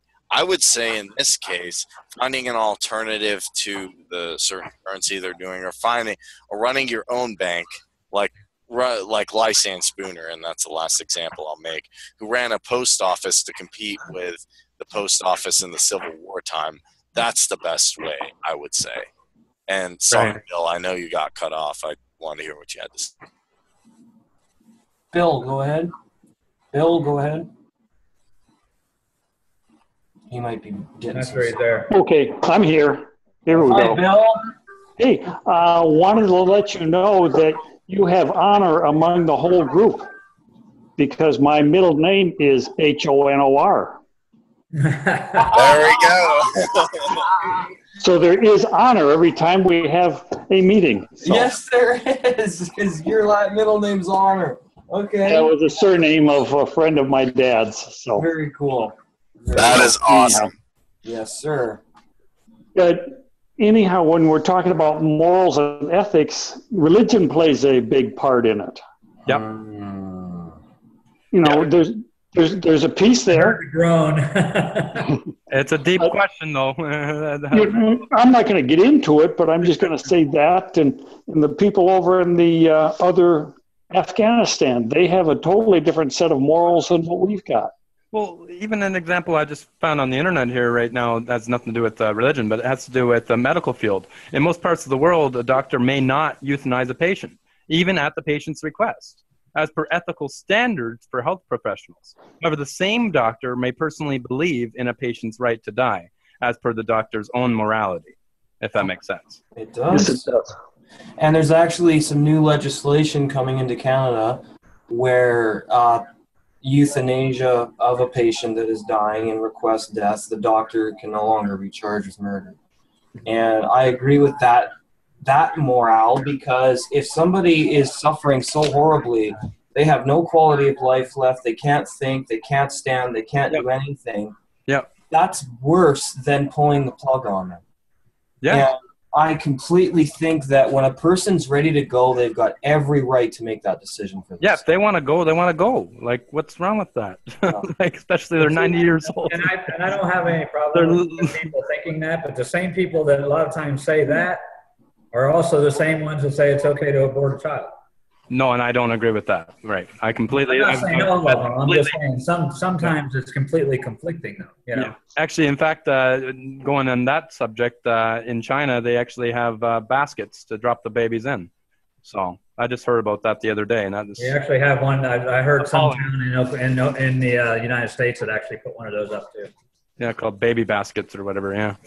Do not want to know those exist. And if they exist in America, that just shows that America is definitely degenerating, not evolving.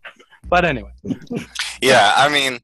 That's according to your morals. Just giving away personal responsibility completely. According to my morals, okay, that's fair. That's fair, Bill.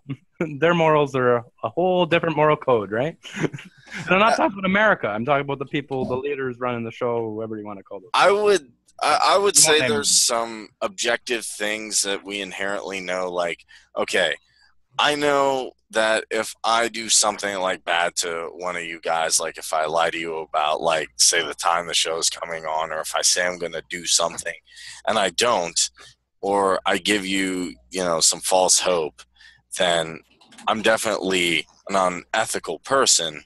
But sometimes, and this is an interesting thing because the mentor who was teaching us ethics and morals talked about this story. He owed somebody money, and he was counting on somebody else to get the money from that he was working with to pay that other person back. So here's my mentor. Here's a dude giving him money. I'm like drawing the physical diagram in air. And then here's a person that is expecting the money. This person over here died. So he had no way to get money to this person on time. However, he did get it eventually, but that person said, no, you said you were going to get it at this specific time. You said I was going to get payment at this time. Even though you paid in full, pulled me back, or paid me back, sorry, I still don't want to have any dealings with you. And it can get very difficult because he knew what the right thing was, but then sometimes circumstances, like you're all talking about, sometimes circumstances can really put a wrench in creating and I'm not saying break your word by any means, but sometimes it gets hard. Like a panelist could have a thing with a family member or a health problem, they can't make it. So it gets hard when it comes to ethics and morals in different circumstances. And I think the circumstances have to be looked at in the individual situation. Well, for one, you can inadvertently or because of circumstances break your word. That doesn't make you unethical. Just because, what's unethical is if you give someone your word knowing you're not going to make it. Yeah, that's ethics. Yeah, and morality. Morality is basically if something's right or wrong. Period. Right. Now there may be gray areas of how far the lines are or where the lines are, but right and wrong is pretty cut and dry. It all depends on the subject too. But yeah, but you're right. You're definitely right. Right and wrong is a fine line though. Like what is it can be. Let me go for a second. Yeah. So like the legal system, for instance, what if it's all of a sudden wrong to just think of something that is just ridiculous? That why would it ever be wrong to do so? Then are we just going to stop doing it now because we're not allowed to do it anymore? Because it's illegal? Here's a good example for you. You ever heard of the movie The Purge? Yeah, but you... Okay, well, basically that's society deciding to give people one day to go absolutely nuts and make it okay for that one day to do anything they want. Oh, yeah, I've seen The Purge. Okay? That does not make it moral. That's just society trying to regulate morality.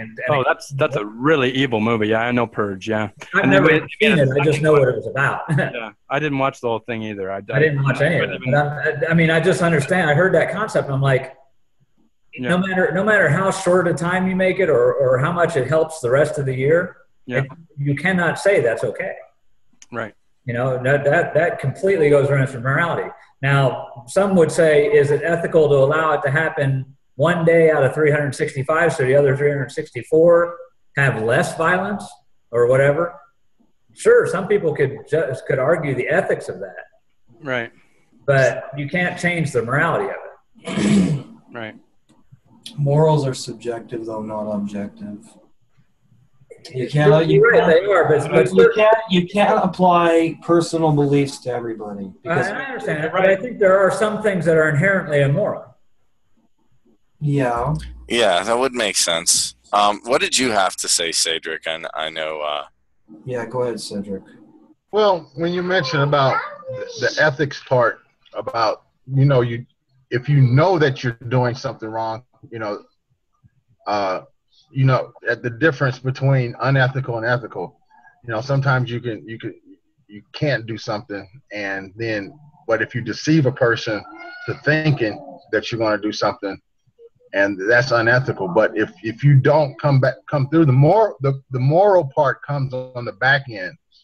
Is what am I going to do to make up for me not being able to come through with something that I said that I was going to come through with, So for me, say for instance, if I told somebody I was going to do something and it just couldn't happen that way, my morals will tell me to try to make it up somewhere down the road. And but we cannot per se, we can't, every action, we cannot stand behind it, like you were saying, Doug. No, we're human. But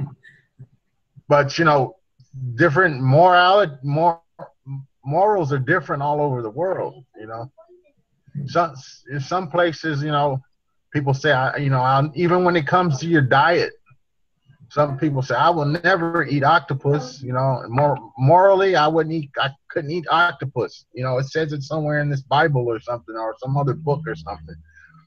Over in China and somewhere, they loving it, So it's subjective, like you were saying. Morality is subjective. I remember a funny Chris Rock skit on that. He's like, a lot of people say I can't eat a pork chop. He's like, look at this. I've done some good things. I've done some bad things. But at the end of the day, I doubt my diet's going to come into question. And he's like, hey, God, I killed a bunch of kids, but I ate right. Yeah, exactly. Well, there's so many examples of, just like telling lies. We all know it's not right to lie to people. But telling that little white lie to keep from hurting somebody's feelings. So it's all where you draw the line. It's all where you draw the line in the sand. Yeah. Because everybody's going to have a different line, and they're going to draw it in a different area of the sand. And the thing is, when you're interacting with someone and you know them long enough, you know which lines are where and which ones you don't cross. Yeah. Now, that doesn't mean that everyone's going to draw the same line and the same path and the same area, because that's impossible. And I think as a collective, society tries to enforce the same morals on everybody. That makes absolutely no sense to me. Because we all come into this world differently. We all have different experiences. We resonate with things differently. Certain things mean more to others than other people. And it's all what we derive those emotions from that give us our moral perception on something. So to say that there are certain things you just don't do, yes, I agree. There are certain things you just don't do. But I think it also can be taken to the extreme, and there's a lot of moral extremists out there that think it's their way or you're automatically this or this, and that is just as bad. That's just as bad as being amoral. If you're pushing your morals and beliefs on someone else and saying, well, if you don't believe this, then you're this, that's judgment. And I don't think anyone's in a position to judge anyone else. Well, you want to know about personalizing it? How about this? I'm very sorry if I step on anybody's feet. I'm very Francis, go ahead. Cause anybody any discomfort. Nope. But at the same time, I'll be the first one to do anybody a favor. But you're going to hear where I'm coming from and why. Exactly. No, it makes sense. Repercussions. You have to stand up for your own morality. But I just thought of this: if you were to personalize this, forget everybody else. Especially on the morality side. Morality is what you will or will not do when nobody else is around. Where That's a good one. I like that. Ethics is how you deal with other people. Yes, I agree. Definitely. Those are the differences, for sure. And just like you said, Chris, everybody has their own morality. So, I mean, whether you'll break that is a measure of your character. Yeah, and your integrity. That's right. Right. Great. You guys want to hear a joke? Sure. Yeah. What do you think about ethics committees in politics? Oh my I God. think they're a joke. Are you okay? We gotta take this to the ethics committee. No, come on, man. That's it. Don't forget. Cedric, you need to get on stage right now and tell that joke, man, because you'd have 5 million people laughing. No, they'd be ready to kick my, you know what? Well, then they're not ready for change, are they? I'll give you a good example of ethics. Your I'll girlfriend. stand behind your ethics there, Cedric.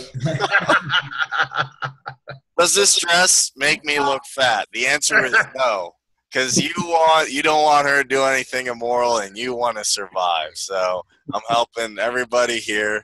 Special point. You know, if she asks you, "Does this make me look fat?" The answer is no. Then you can survive and get on this hangout with us. Hey guys, I'm gonna have to run. Okay, Doug. Have a good evening. To do. And thank you. see you next week. Okay. Thank you, Bill. Thanks, Bill. All right. Yeah, it's nice meeting with you guys here. I'll probably be in the next call. When's the next one? Every Tuesday night, same time, same bat channel. All right, cool. 7:30 p.m. And the link that Francis gave you is a static link for Zoom, so that never changes. Okay. So what other things do you guys normally discuss in this? Like this is it all depends on the week. It all depends on what me and Kareem brainstorm. We are also trying to get input from our panelists and viewers what they'd like to see us talk about. We do social media training. I think next week we're going to do some video editing training. Not sure what. Okay. We'll let you know. Do you know much? I'd like to know what you would like to have shared, or if there's anything.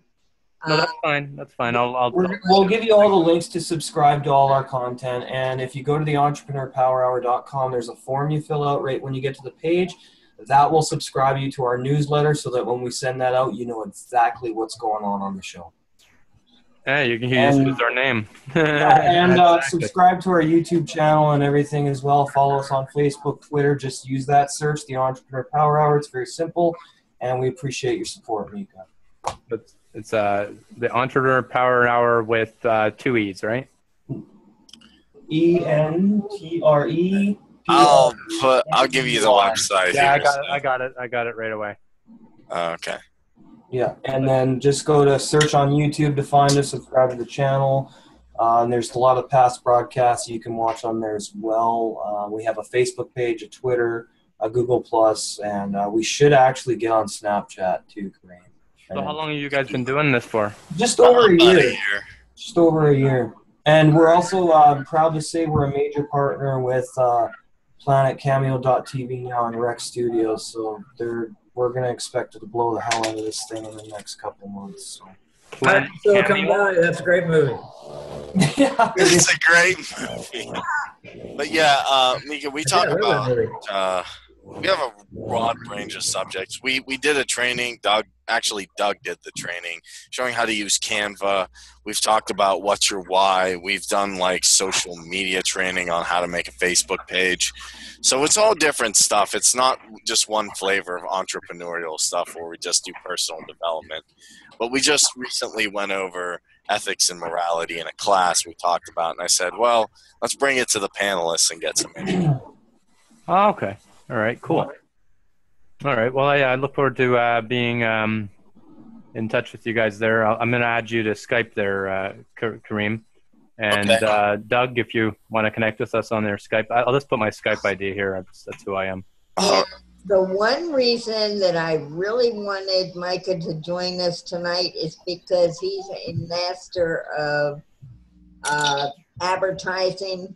Very cool. And has an in to some contacts that I think could help both of you gentlemen. And I hope he'll come back and see as much value is in this as we hope to bring the content to everyone.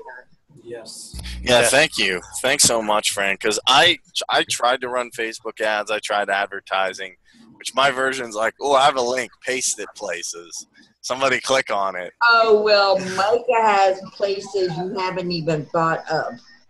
That's what I need to learn on them internets, how to like get actual conversion. That's the professional term, you know. I wouldn't use it in an interview. They might in fact, I did send you some information on exactly there, Kareem. I sent that to you on site, so. Right. Okay. Yeah, I'm also been involved in that Bitcoin stuff since it was started quite near. Right. I don't know if you know anything about that stuff. Your alley there, Kareem.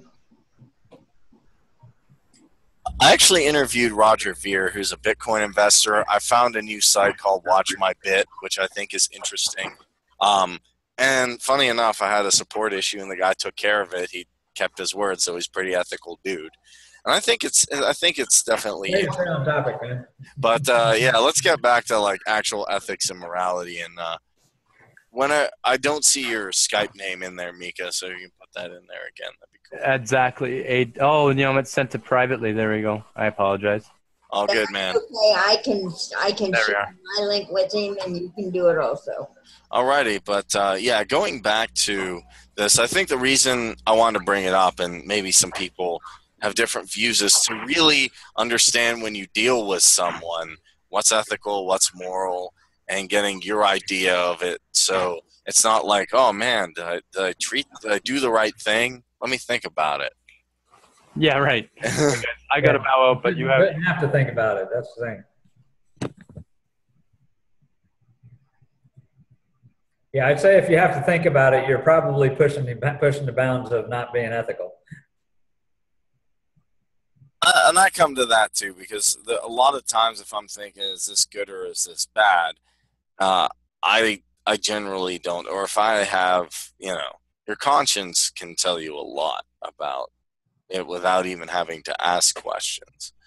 But sometimes you have to look at different cultures, like they're saying, different ways, different thoughts, different ideas of other people and the situation you're in. So.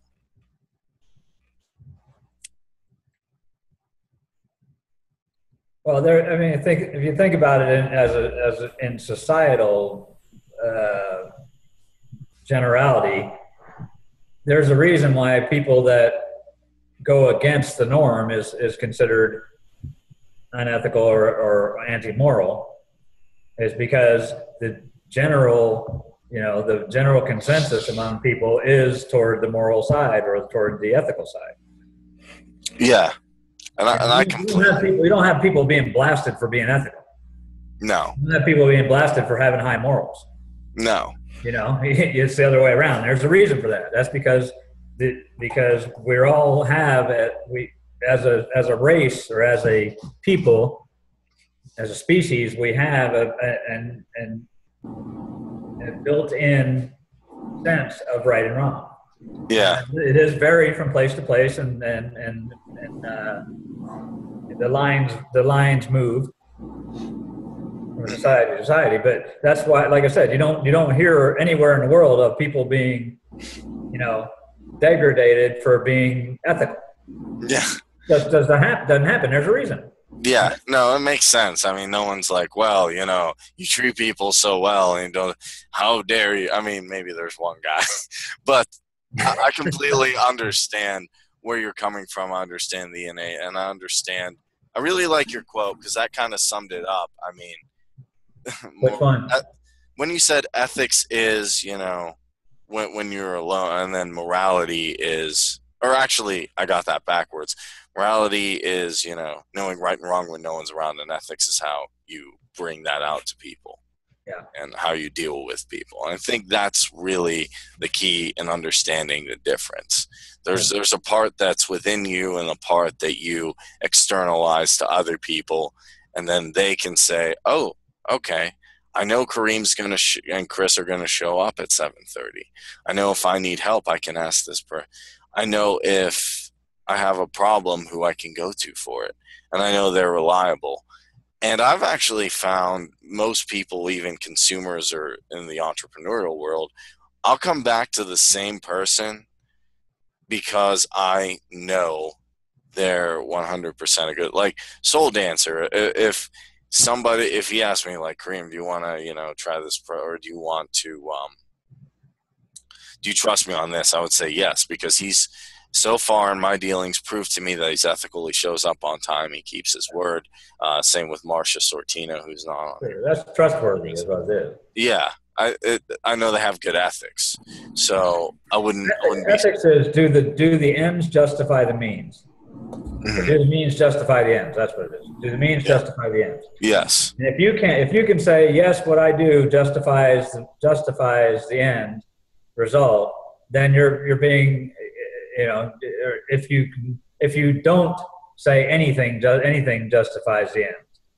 You know, I mean, that's the problem in our politics today. They say, oh yeah, well the end result, the end we're going for is this, but we have to do this to be able to get there. Well, sorry, that's unethical. You can't always just say whatever the result is going to be is going to be allowable for what you'd have to get. Yeah, I completely understand that. You know, that's like saying you're talking about being here on time for the show every week. Absolutely, that's trustworthy, and we count on it. The thing is, though, if you're bypassing on your way home or to get to the show, you're come across an accident and there's a guy bleeding out there, and you don't get out to help him because you got a show to do. I'm sorry, that's not ethical. Okay. Yeah, that definitely makes sense. Yeah, and I can understand. It's not moral, whether it's ethical or not. I'm not sure. I would say it's not moral. I would say definitely like ethics is keeping your word. So if I had to text Chris and be like, "You doing the show? I gotta save some, or at least help save someone's life because I'm not a paramedic." That I can understand how that makes sense, and I can definitely see where that comes into play.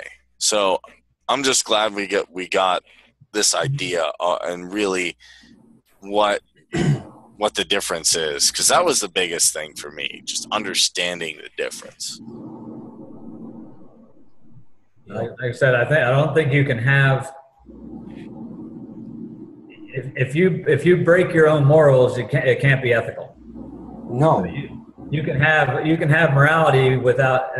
You can have ethics without morality, because you can do the right thing and not care whether it's right or wrong, but you can't care whether it's right or wrong and still do the wrong thing without being unethical. Mm-hmm. I think that came out right. Yeah, no, it did. We're not recording now, are we? We still are for a little bit. You know, okay. Just getting final thoughts in. It's the bottom of the ninth. I think you're right, though. In business, what you guys are doing is 100% correct. You have to keep your word. You have to care more about the people than the business or the money. You know, you have to be able to say, "I'm sorry, I'm not going to do that, even if it furthers my business, because it goes against my ethics." Well, yeah, and I mean, if we had to do something, make a major business decision which sacrificed anyone on this panel, I'd be like, Kareem, we're not doing it. Yeah, like if someone's like, "Oh, I'll give you $5,000 if you kick so and so off," I'd be like, "No," because I know that there are people who could really benefit from this, and that's what it's really about. Money just happens to be a byproduct, and that's really a problem I have sometimes if you look at like different medical systems, like save the person. If you save the person and then forsake the money, I'm sure God or universe or whatever will come back and help you. It's just basically right from wrong. Mm-hmm. You know, it's just if you're doing the right thing or you're doing the wrong thing. Yeah, incidentally, the guy that offered you the $5,000 to get somebody else off the show wasn't being ethical. Yes. I think it comes down to that Spike Lee movie, which is called Do the Right Thing. And there's the old guy. I don't know if you guys have seen it. I've seen it. Okay, so Doug has seen it. Cedric. Yeah, just like that old guy standing out there. He's like, young man. He's like, yes, do the right thing. Yeah. Bottom line. Just stand outside your house and look for like teenagers and young adults. Be like, young man, how you doing, sir? Do the right thing. Yeah. And keep your word. And really, that's the best. That's the best we can do as humans. They're gonna look at you though and go like, "What? Who are you to tell me what to do, man?" I know that's how I would be if some random person was like, "Do the right thing." I'd be like, "How the hell do you know what's right for me, man?" Yeah, because I mean, you don't know me from a hole in the ground, and you're telling me you go do the right thing. It's like, man, back up off me. I feel like if you're doing the right thing, why would it bother you? Yeah, there you go. So he's doing the right thing. I don't like people coming into Be like Tony Montana. Yeah, there you go. That's my word and my. Yeah, I only have two things my word and my balls, and I don't break them for nobody. Right. Scarface, cheers, great. What if he feels that him doing the right thing is standing outside and telling other people to do the right thing? He's doing the right thing. All right, there you go. That's what I'm going to do now. I'll make a YouTube video. Follow up. Hey, young man, do the right thing. I'll just even go to bars. How you enjoying that beer? Oh, this looks like some good chicken wings. Do the right thing. Be like, who's this dude? I'd be like, man, let me drink my beer and get out of here. That's what I would say. Or a girl wearing an April 18th t-shirt. Yes. It's wet. It has no influence at all, right? You're not being very ethical. The wetter, the better. Yeah. Yeah, there you go. Oh, man. What? Oh, boy. All right. So I think it's after hours. I think it's after hours time. Before I get in trouble. So nobody knows what we're talking about when I said April 18th. Nobody has any idea except you and me, Kareem. So we're fine. You know, I was born on April 18th, right? What's the deal with April 18th? I'll tell you. I'll tell you sometime. You have to tell me one day now. All right, so we have an after hours party now. Be an ethical dude, do the right thing, keep your word as best as you can in circumstances. As Doug said, I think he summed it up best. It's really morality, the internal, and ethics is how you deal with people. So, don't rip people off, don't steal, don't kill. Same idea, and just be a good dude. I want to thank Chris Peters, Doug Doherty, Francis Richardson, Mika, Carly, and I want to also thank Julie and Bill Maybauer and Catherine Clement. We had a good panel tonight. We had a good panel. We had some fun. So, guys, if you're a new entrepreneur, hit us up. We can even show you some skills, give you different ideas, and just help you along wherever you are in your journey. That I want to say good night. Good night, everybody. All right.